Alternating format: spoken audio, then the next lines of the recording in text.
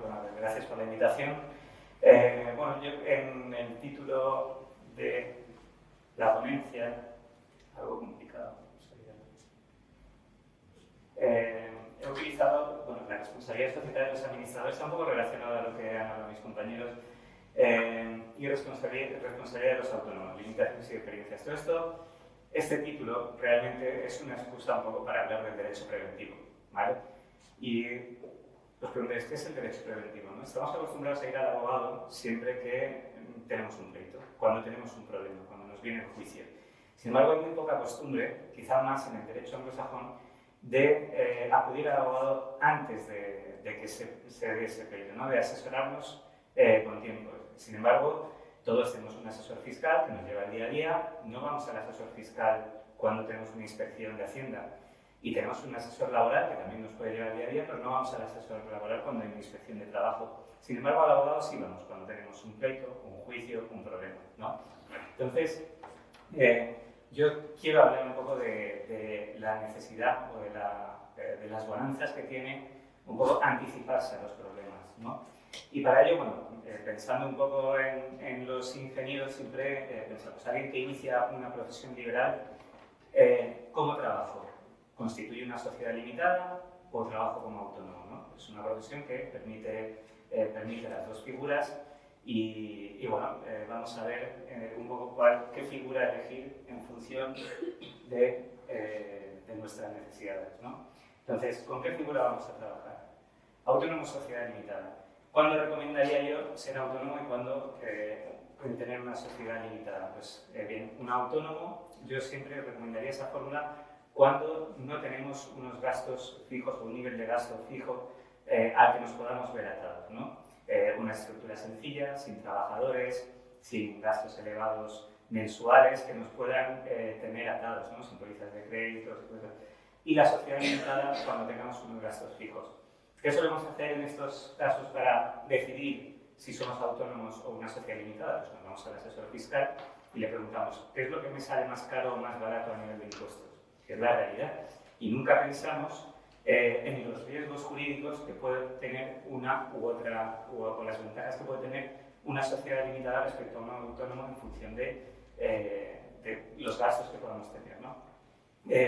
Es verdad que la profesión de ingeniero, cuando pues, se ejerce también, puede derivar a empresas como constructoras, como promotoras, ¿no? que lleguen a hacer pues, obras mucho más elevadas y con mayor riesgo, ¿no?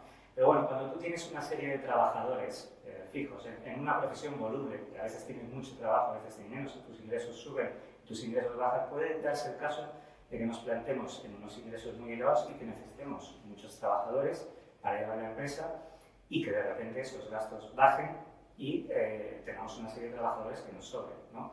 No es tan fácil esa volubilidad como, por ejemplo, un autónomo. Un autónomo puede controlar mucho más el gasto personal que utiliza para el trabajo, ¿no? Entonces, todo tiene que partir desde un análisis de riesgos, ¿no? De elegir un poco la figura que nos va a ponernos en el peor de los planos para elegir qué figura vamos a elegir. Entonces, en la sociedad limitada yo partiría de una posible quiebra, lo que han hablado mis compañeros antes, que es el concurso a acreedores. ¿Cómo me puedo yo librar si constituyo una sociedad siendo un profesional de una quiebra si, por ejemplo, las participaciones de la sociedad son 100% mías, soy el único partícipe de la sociedad, el administrador soy yo y, al fin y al cabo, ¿qué diferencia hay con un autónomo siendo o constituir una sociedad, ¿no? Si administro yo los bienes, me pueden derivar la responsabilidad. Pues sí, efectivamente, es verdad que te pueden derivar la responsabilidad, sin embargo, existen una serie de requisitos para que eso no se produzca. El trabajar como autónomo es poner todos los huevos en la misma cesta. Confundes tu patrimonio profesional con el personal, es todo lo mismo.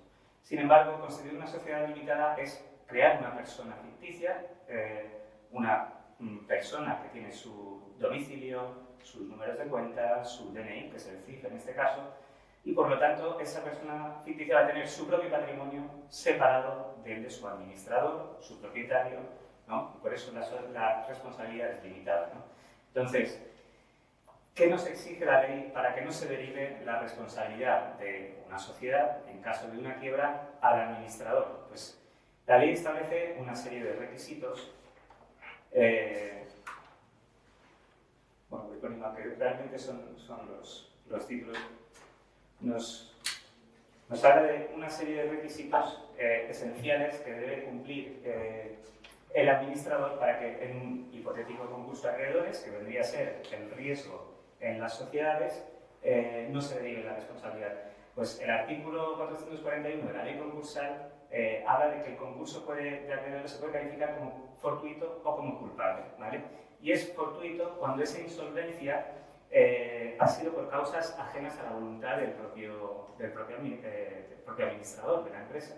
¿Esto qué quiere decir? Pues que si por circunstancias la empresa, sin culpa ni negligencia del administrador, va a la quiebra, va a poder optar a lo que nos han comentado nuestros compañeros, que es la exoneración del pasivo, ¿no?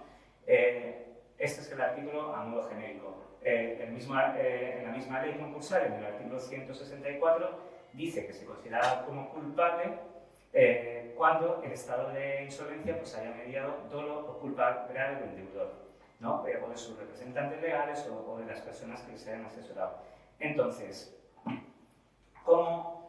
¿cuándo se considera que ha habido dolo, culpa, negligencia del deudor? Pues la ley establece una serie de requisitos para considerar que esa calificación sea fortuita o culpable, que es lo que va a hacer al final establecer el cortafuegos entre la sociedad y su administrador o la persona autónoma que gestione la empresa, ¿no? Esos requisitos pues, es que el administrador no haya provocado de alguna forma, de una manera voluntaria, esa insolvencia o haya obstaculizado embargos, haya obstaculizado pagos, lo que se llama el buscar una insolvencia punible, el generar esa insolvencia de la empresa. Otro de los requisitos es pues, cuando durante los 2 años anteriores se hubiesen ocultado fraudulentamente o vendido bienes y patrimonio del deudor, o sea, cuando tú hubieses llevado a la empresa a la insolvencia de una forma fraudulenta, ¿no?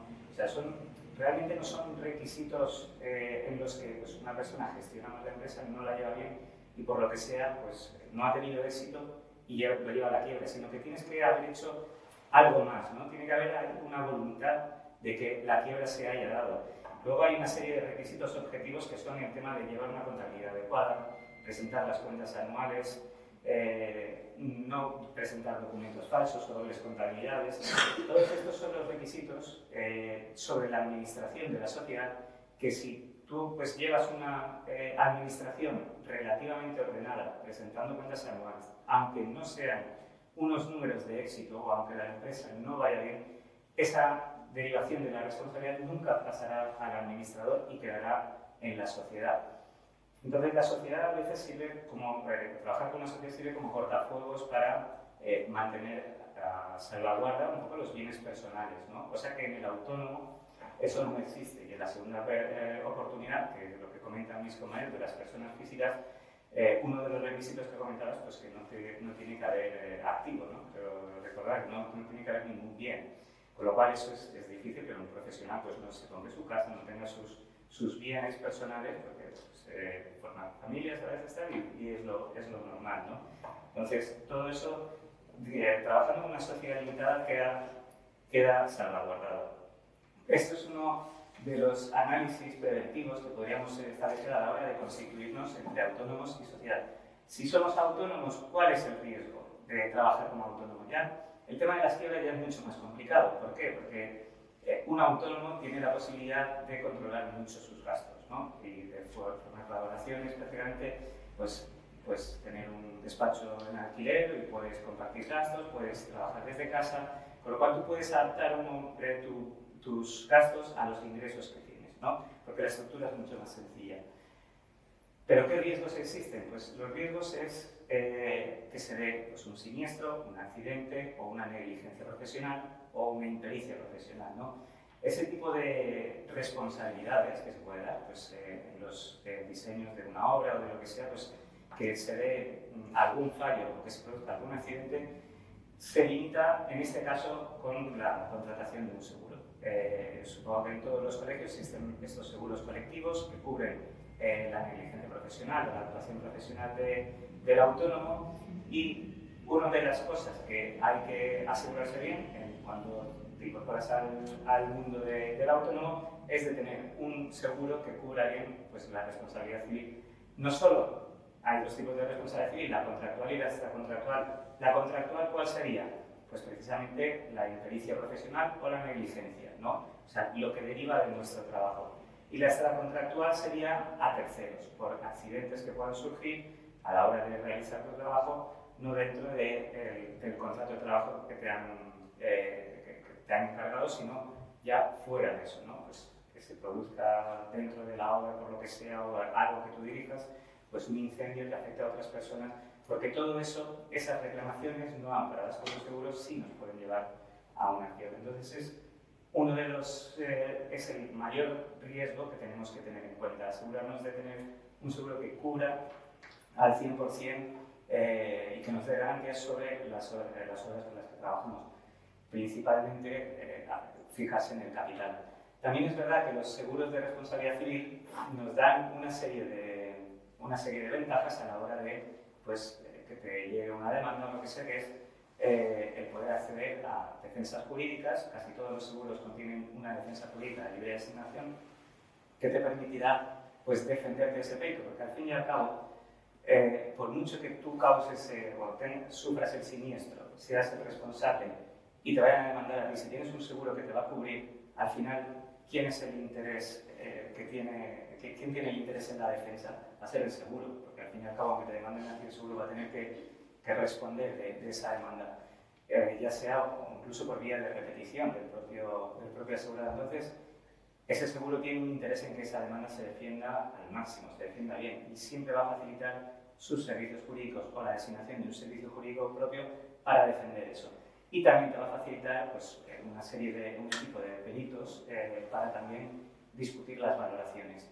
Todas esas asistencias del seguro, esos servicios que muchas veces no se usan, pues están ahí y sirven para, de alguna forma, defendernos y limitar riesgos, ¿no? Esto en cuanto a la responsabilidad civil.